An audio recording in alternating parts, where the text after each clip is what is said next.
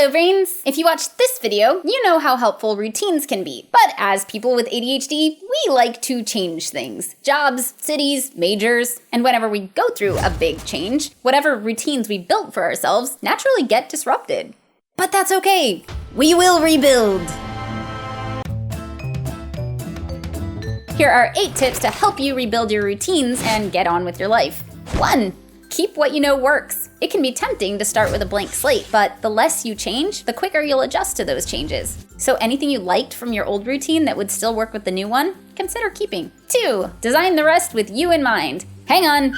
Current you, not future you. If you're anything like me, future you is awesome and can run a 5K between making breakfast for their family and going to work. What about current you? Do you like to sleep in? Do you like to make breakfast? Are you more likely to work out in the morning or the evening? Do you need to tackle mentally challenging tasks before your meds wear off? How much alone time do you need? How long can you go without it before you start canceling on people?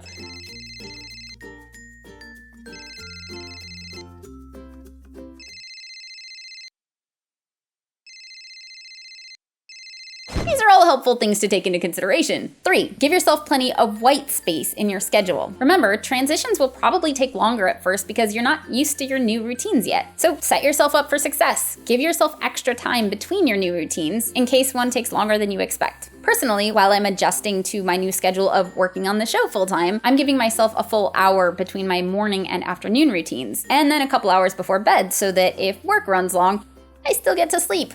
If leaving extra time in your schedule isn't an option for you, parents, person with a new job, persons with 2 jobs, or if transitions are especially difficult for you, you can speed up the process of setting those new routines and reduce the transition time between them by mentally walking through your new routines a few times before you need to start using them. Imagine each part of the task and then imagine how you'll move on to the next one. You can do this as slowly or as quickly as you like. Just make sure you don't skip any steps to get the full effect. Write the new routines down. There's a surprising amount that will suddenly not be automatic when you go through big life changes. Again, speaking from experience. Once you're used to your routines, your brain will usually remind you what's next. Until then, you'll probably need some help. So you need to have a way of keeping yourself on track. Put it in your schedule. Create a habit tracker, sticker chart. Use an app like TimeTune or Brilly. Yes, I know it's supposed to be for kids. I don't care. It works. There's absolutely nothing wrong with parenting yourself. 5. If at all humanly possible, wait until you're used to your new routine before adding in stuff that you've never done before. New habits are a lot harder to stick to. That's a whole other episode. So give yourself some time to adjust to your new routine before you take on that challenge.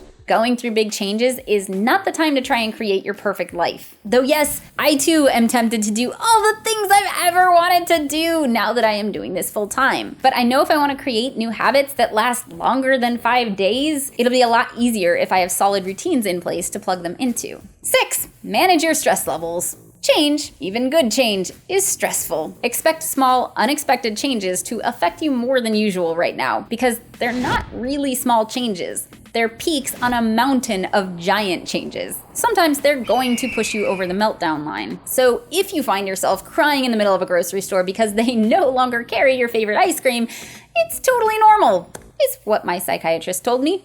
So be patient with yourself. If you need a little extra TLC right now, that's okay. Ask a friend for support. Mail yourself a care package. Make time for bubble baths or a massage. Play volleyball. Whatever helps you relax. 7. Acknowledge your achievements. It can be really easy when you're adjusting to a new routine to only see the stuff you didn't get to. Check out all the stuff you did. Even little things like getting to work on time that you might otherwise take for granted are a huge victory when you did it with a new routine. So go! Get yourself some froyo. And finally, 8. Tweak as necessary. If anyone gets all of their routines right on their first try, I'm gonna be very annoyed.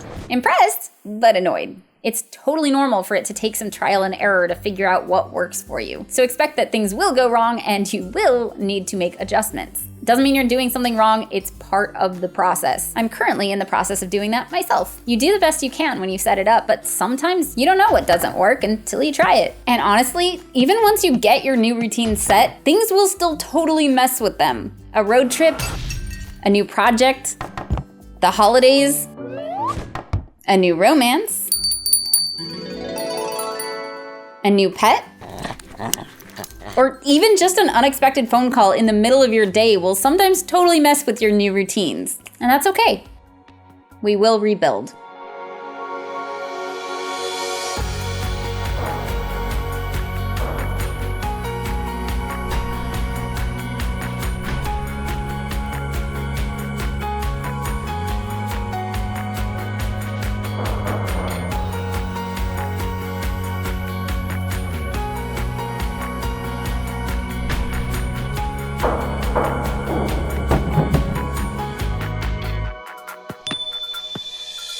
That's it for this week. Next time I will be talking about how to get new habits to stick, which means this one will probably be back. So we should probably give her a name. Leave suggestions for her name in the comments below, and the name she likes best we'll announce next video. There will also be a prize, which we haven't decided on yet.